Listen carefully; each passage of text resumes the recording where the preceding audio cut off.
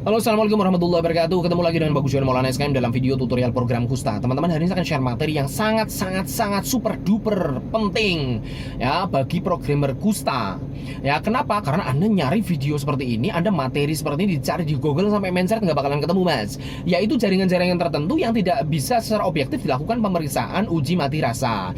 Bagi teman-teman, bahwa yang namanya kita mendeteksi seseorang kena kusta itu dari cardinal sign atau tanda-tanda utama kusta. Tanda-tanda utama kusta ada 3. Yang pertama adalah bercak yang mati rasa atau kurang rasa. Yang kedua adalah penebalan saraf tepi yang disertai gangguan fungsi saraf. Yang ketiga adalah hasil pemeriksaan BTA skin smear-nya positif alias ditemukan kuman kusta dalam pemeriksaan lapang pandang mikroskopik.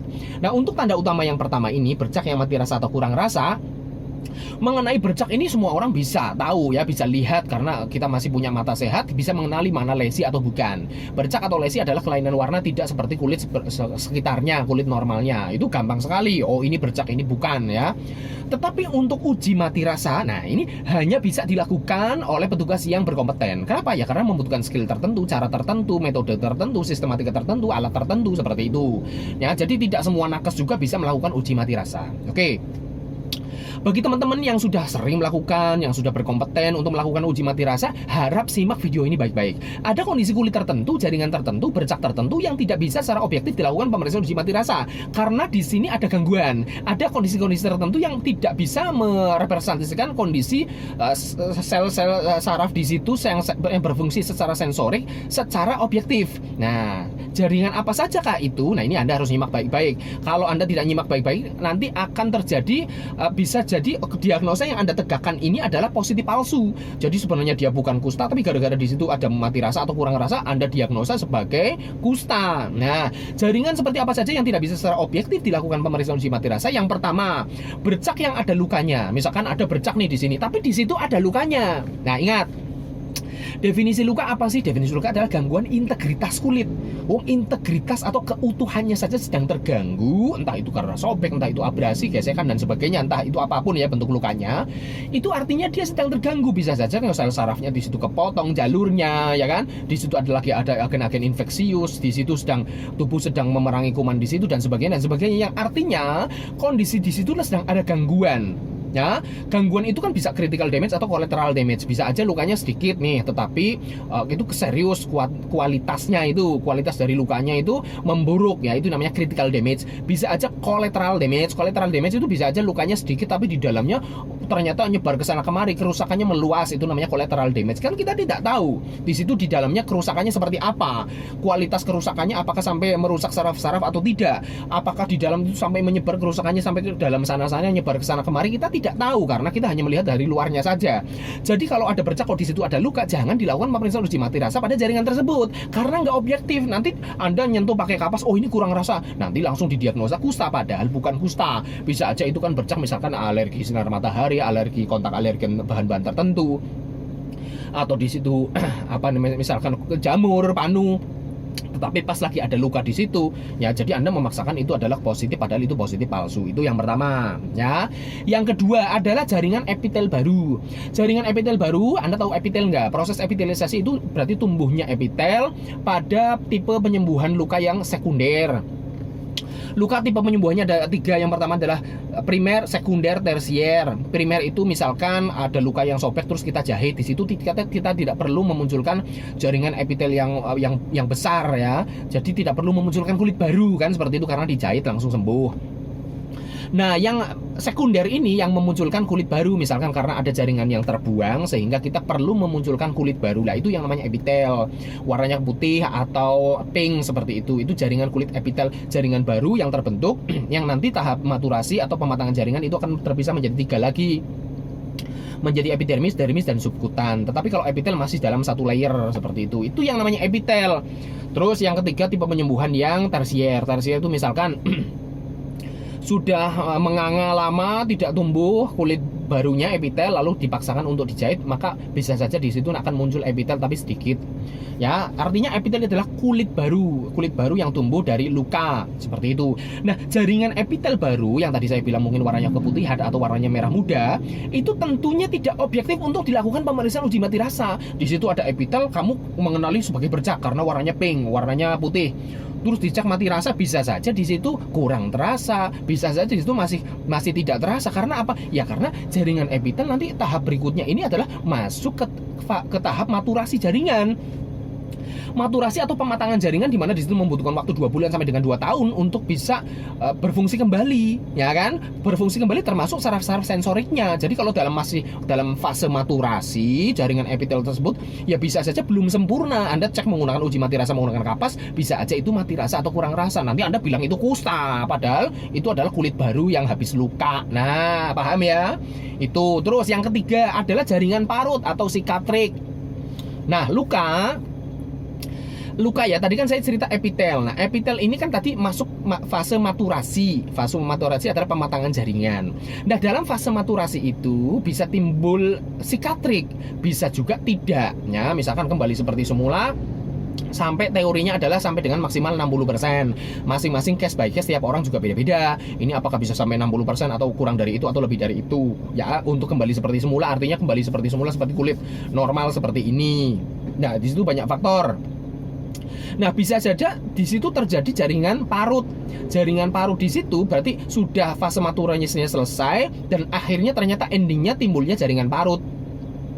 Jaringan parut Anda mungkin punya ya, kayak gini, kayak saya bekas luka, ini namanya jaringan parut. Misalkan anak kecil lari-lari dulu terus dengkulnya luka, akhirnya timbul sikatrik atau jaringan parut boleng, itu bekas luka lah, bekas luka mudeng ya. Nah, seperti itu, bekas luka alias berarti fase maturasi sudah selesai, sudah finish. Tadi yang saya katakan 2 bulan sampai dengan 2 tahun sudah selesai. Nah, endingnya itu bisa terjadi jaringan parut. Jaringan parut ini jelas-jelas tadi saya katakan bahwa yang namanya luka sembuh maksimal bisa 60% secara teori. Nah, kalau 60% kembalinya kan tidak hanya bentuknya saja, tetapi fungsinya termasuk fungsi sensoriknya itu juga maksimal 60% secara teori. Berarti kan tidak kembali seperti semula 100%. Berarti kan ada gangguan sisa-sisa yang lain, kerusakan-kerusakan yang lain yang memang itu secara teori tidak bisa kembali seperti semula. Nah, berarti kalau 60% berarti kan ada 40% kematian jaringan, 40% kerusakan-kerusakan yang lain termasuk kerusakan saraf. Jadi kerusakan sarafnya tidak kembali 100%. Jadi kalau jaringan parut, bolengnya luka, bekasnya luka, Anda lakukan uji mati rasa, bisa saja di situ mati rasa atau kurang rasa.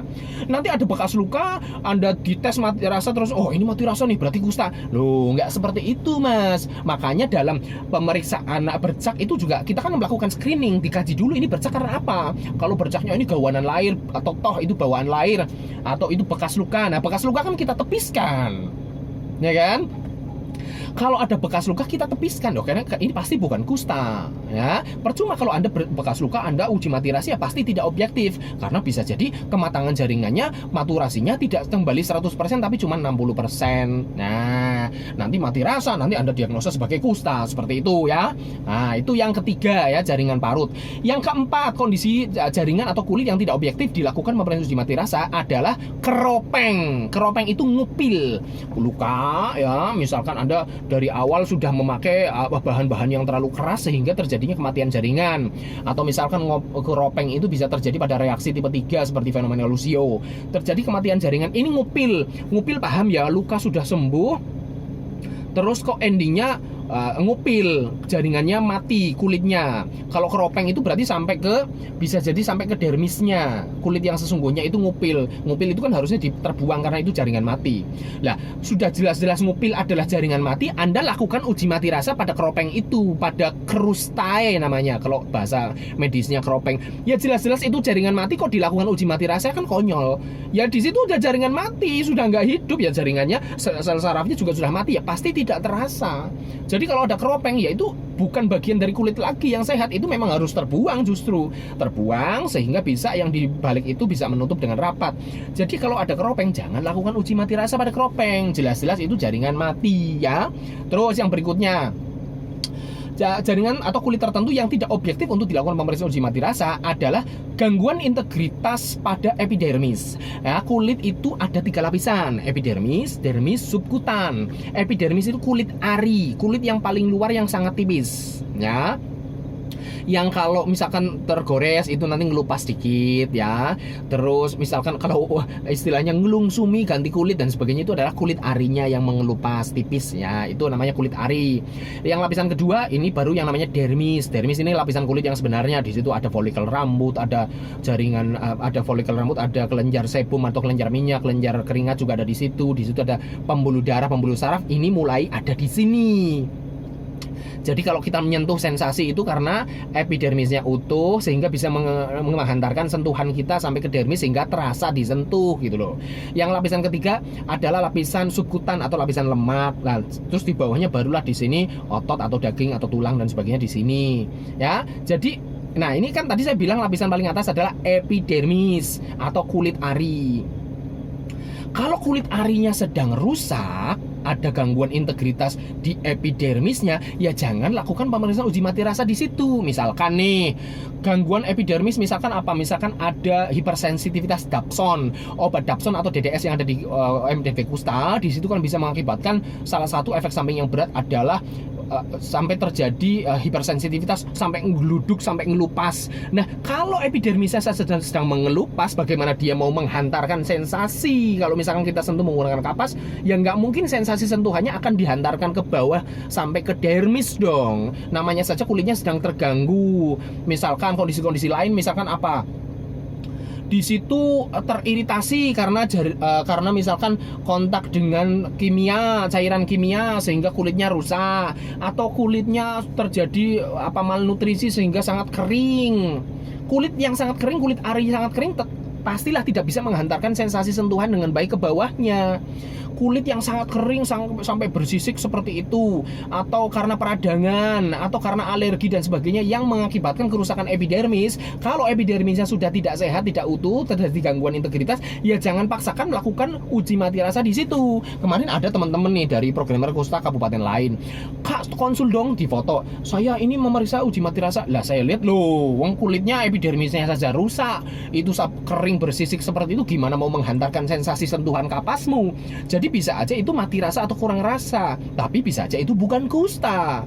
Nah ya, jadi jangan paksakan melakukan pemeriksaan pada epidermis yang rusak karena dia tidak bisa menghantarkan sensasi sentuhan kita ke dermis. Ingat, di epidermis di atas ini tidak ada pembuluh saraf. Pembuluh saraf hanya ada di dermis, di lapisan keduanya. Gitu ya. Oke, yang berikutnya, jaringan atau kondisi seperti apa kulit yang tidak bisa objektif dilakukan pemeriksaan uji mati rasa, yaitu yang ada bercak yang ada udemnya, atau di situ ada udem atau bengkak. Bengkak yang seperti apa sih? Bengkak yang dimaksud udem di sini adalah yang ada di gini. Ini kan pembuluh darah. Pembuluh darah kan di situ ada cairan plasmanya, ada cairan serumnya.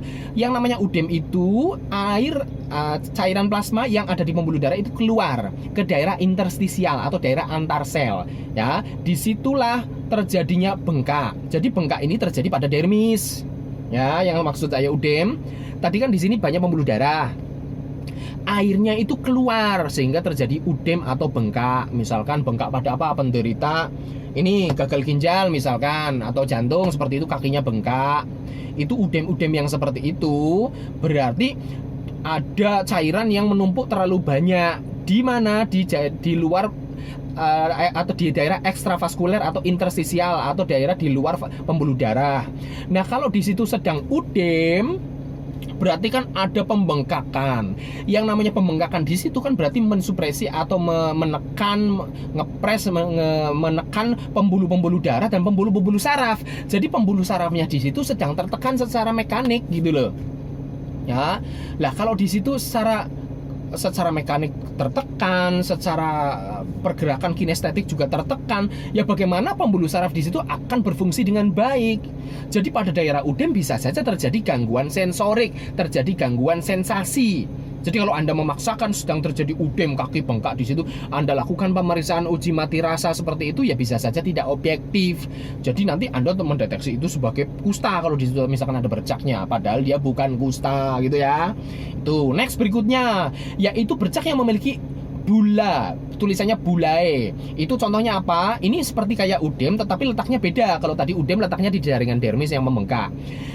Bulae atau ini apa ya istilahnya? melepuh melentung seperti luka bakar.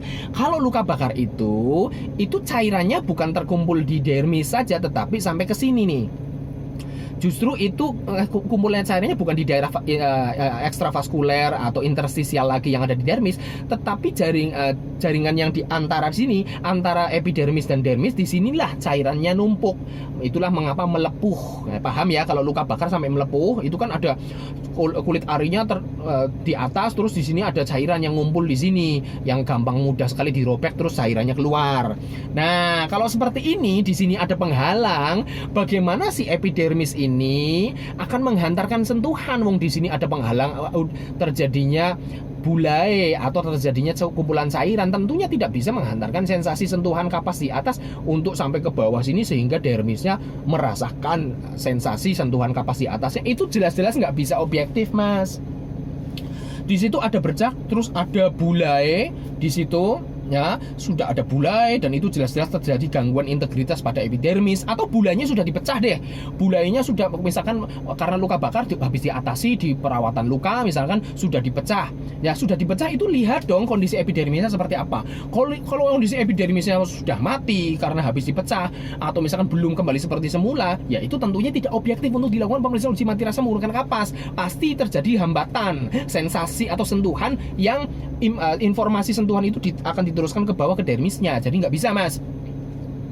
Jadi dihindari saja kalau di situ ada bulai, ada bula ya, seperti itu. Next, berikutnya yang tidak objektif untuk dilakukan pemeriksaan uji mati rasa adalah ada kales, bercak yang ada kales atau kapalan. Nah, saya sering menceritakan tentang kapalan.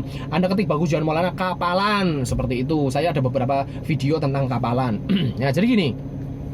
Kalau kapalan, contoh kapalan apa wis yang paling gampang itu gitaris gitar, terus teman-teman saya yang musisi itu kan di sininya kapalan. Nah, kapalan seperti itu kan ini menebal. Kapalan itu masuk kategori itu jaringan yang terdevitalisasi. Jaringan yang terdevitalisasi itu hidup enggan mati pun tak mau. Saya sering melukiskannya dengan kata-kata seperti itu. Ya, jadi itu jaringan yang benar-benar sudah terganggu. Ya, sudah tidak normal.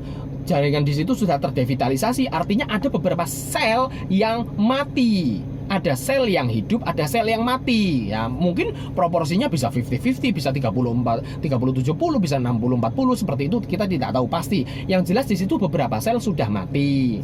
Ya, jadi sudah ada yang mati, tapi masih juga ada beberapa sel yang hidup. Nah, kan kita tidak tahu secara pasti itu sel yang mati bagian mana. Di situ apakah di situ yang kita sentuh menggunakan kapas dan sebagainya, ya kan? Jadi kalau di situ ada kapalan, tentunya di situ tidak objektif untuk dilakukan pemeriksaan uji mati rasa. Kalau Anda memaksakan menggunakan kapas seperti itu, jangan menggunakan kapas.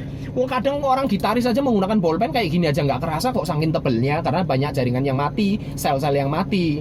Jadi itu jelas-jelas tidak bisa menghantarkan sensasi sentuhan kita menggunakan kapas. Jadi entah itu kapalan di telapak tangan, telapak kaki, atau mungkin di sini juga bisa kapalan, di mata kaki juga bisa kapalan ya, daerah-daerah yang biasa tertekan dan tergesek itu biasa terjadi kapalan. Jadi jangan lakukan pemeriksaan uji mati rasa pada kapalan, itu jelas-jelas tidak objektif ya. Terus yang terakhir nih, bercak yang sedang meradang. Nah, ini penting banget nih. Bercak yang sedang meradang. Bercak yang sedang meradang berarti bercak reaksi dong. Ya, termasuk itu.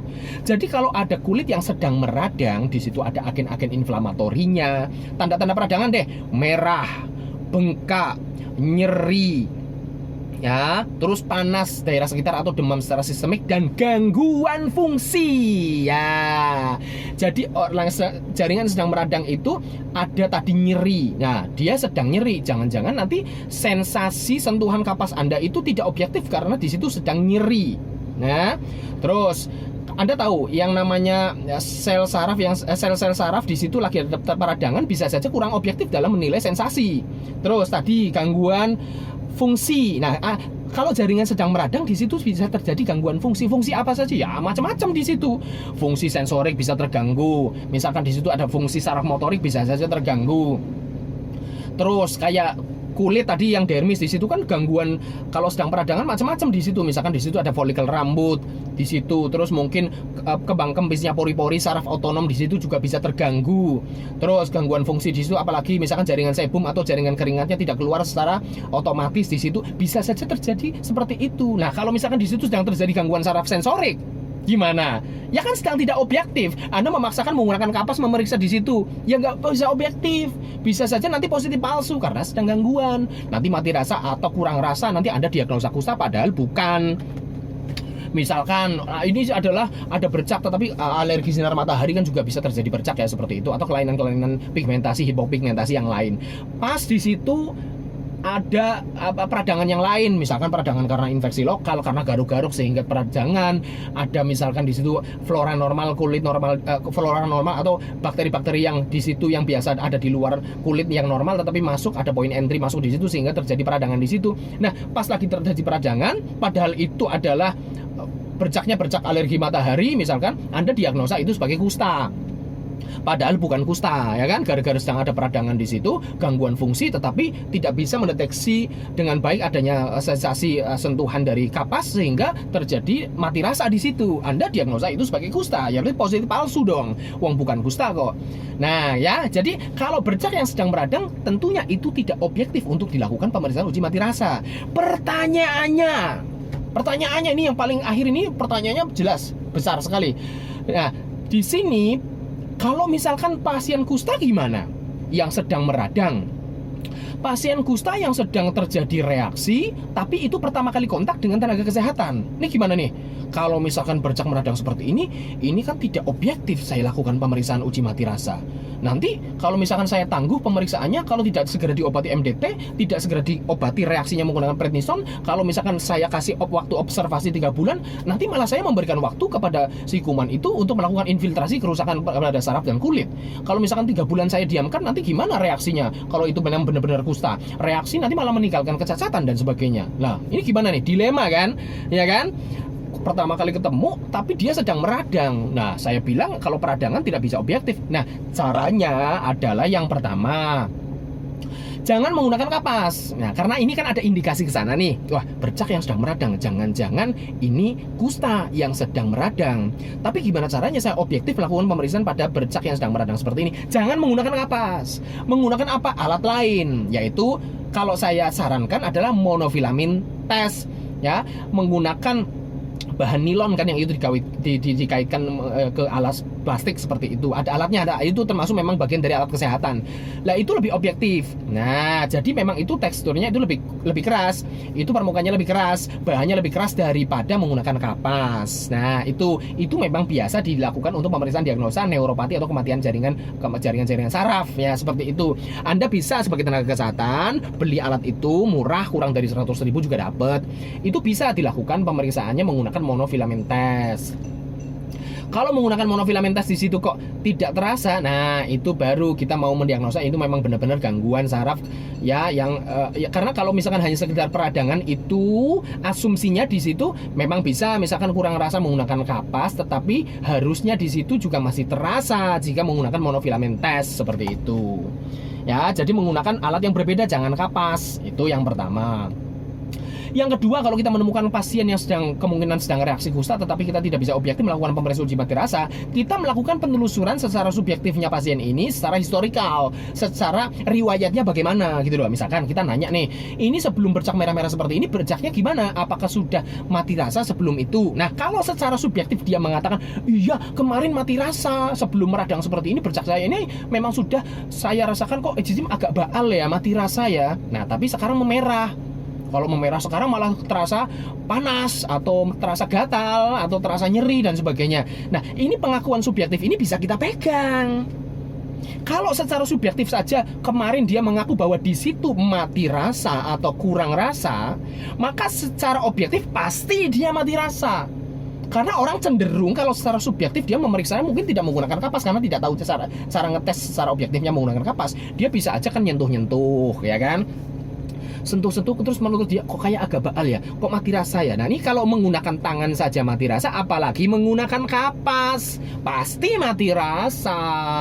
Mungkin dia ngetes pakai bolpen atau pakai paku atau pakai benda yang keras, kok mati rasa ya. Nah, dia kalau sudah secara subjektif ngomong mati rasa, pasti secara objektif juga mati rasa. Jadi itu boleh kita pegang ya. Jadi masa lalunya, historinya sebelum terjadi peradangan seperti ini seperti apa? Apakah dia sudah mati rasa, mengakui sendiri, sudah pernah memeriksa dan sebagainya, sudah menyadari adanya kematian rasa. Kalau memang sudah seperti itu, sudah secara subjektif, berarti objektifnya pasti mati rasa. Lalu kita juga bisa mengkaji melalui tanda-tanda utama kusta yang lain. Kan tadi saya bilang tanda utama kusta ada 3. Jadi kalau sedang peradangan seperti itu, kita tidak bisa melakukan pemeriksaan secara objektif pada uji mati rasa menggunakan kapas. Kaji dong tanda-tanda yang lainnya. Misalkan tadi yang pertama kan kita nggak bisa nih, bercak yang mati rasa tidak bisa kita pastikan. Tanda-tanda kusta yang kedua dong, penebalan saraf tepi yang disertai gangguan fungsi saraf dikaji. Nah, siapa tahu di situ ada tanda-tanda utama yang kedua. Jadi dengan tanda-tanda utama yang kedua ini Anda bisa mendiagnosa dia kusta, meskipun kita tidak secara objektif bisa melakukan pemeriksaan uji mati rasa pada bercaknya. Ya, penebalan saraf tepi yang disertai gangguan fungsi saraf. Cek dong saraf-saraf tepinya seperti apa, ada penebalan atau tidak, ada gangguan fungsi saraf atau tidak. Atau yang ketiga, BTA skin smear. Misalkan pasien baru jumpa sudah bercaknya memerah, ini gimana nih? Udah, kalau ragu dan sebagainya, ada indikasi ke sana, misalkan ada tanda tambahan atau ada riwayat di sana dia menjadi kontak erat pasien kusta yang lain, lakukan pemeriksaan uji BTA skin smear, ambil sampelnya. Tetapi perlu catatan di sini bahwa ngambil sampel BTA skin smear lakukan pada bercak yang pertama nih, yang tidak sedang meradang. Ya, misalkan ada di sini meradang tetapi di sini tidak meradang. Nah, ambil sampel di bercak yang tidak meradang. Lah pertanyaannya, emang kalau meradang tidak kompak semua? Ya bisa aja tidak kompak semua. Bisa aja peradangan itu hanya pada bercak-bercak tertentu, tidak semua bercaknya meradang. Itu kembali ke level berat ringannya peradangan. Kalau misalkan sedang meradang, levelnya berat peradangannya, bercaknya semuanya memerah, meradang, boleh nggak ngambil sampel? Boleh, Mas. Sebenarnya aturan untuk ngambil sampel itu dilarang dilakukan pada penderita yang sedang reaksi itu karena sedang memikirkan, oh ini sedang meradang. Kalau misalkan kita lukai berarti akan menambah level peradangan seperti itu. Tetapi kalau kita ngambilnya kan cuma sedikit, ya kan, panjangnya cuma setengah senti, kedalaman cuma 0,2 cm alias 2 mm doang, itu nggak begitu berpengaruh kepada secara signifikan kepada semua peradangan yang secara sistemik sedang terjadi, ya. Jadi aman-aman aja, nggak apa-apa. Itu jadi kita lakukan pemeriksaannya menggunakan tanda-tanda yang lain, bisa nemu apa enggak gitu loh. Kalau misalkan dari BTA skin smear-nya ditemukan kuman kusta, ya udah positif, Anda nggak usah bingung-bingung lagi ya, karena tanda utama kusta kan ada 3. Di sini nggak bisa terdiagnosa, ya kita bisa mendiagnosa dari yang kedua atau yang ketiga. Gitu guys, semoga menjadi perhatian. Top ya materinya. Terima kasih. Assalamualaikum warahmatullahi wabarakatuh.